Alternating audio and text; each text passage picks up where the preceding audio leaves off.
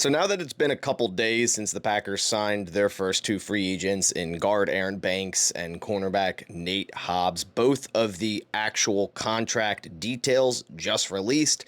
So you may be wondering, how much money do the Green Bay Packers still have left to spend to potentially sign more free agents? So I'm going to quickly break down each of these contracts, show you the cap hit in 2025 and future years, and how much money the Packers have. So first, let's take a look at Nate Hobbs' deal, the 4-year, $48 million contract that was $12 million APY. And this is why I say take a look at cap percentages rather than just looking at the APY and saying, oh, this is an overpay, because Nate Hobbs will only account for 2% of the salary cap in 2025. 2%. That's it.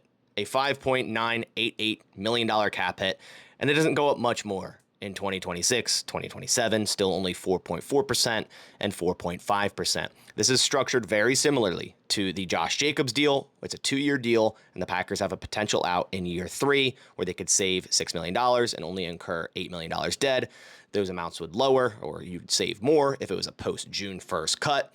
But the Packers obviously project Nate Hobbs to become a starting corner, whether that's at outside and base or in the nickel on passing downs. I think this is a very affordable contract for a cornerback like Nate Hobbs. Now, the Aaron Banks one is a little bit different. He signed that 4-year, $77 million deal, was listed as 19.25 APY. It took even longer for these details to come out, and usually when that happens, it means there was a lot of contract fluff. The agent put out the early numbers to make people go, oh my gosh, it's a lot of money.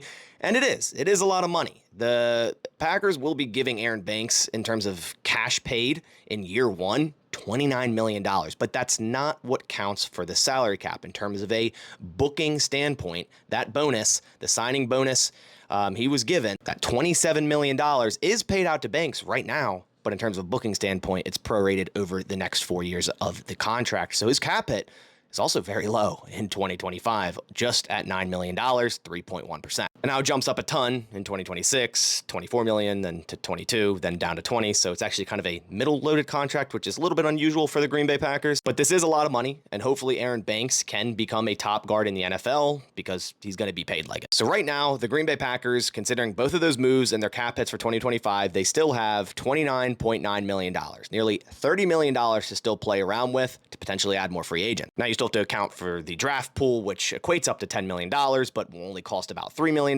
due to how the top 51 contract works. So realistically, $27 million to work with to potentially sign more free agents, which the Packers still definitely could do. There's rumors that they have interest in Dante Fowler, and they definitely have the money to go look for more free agents.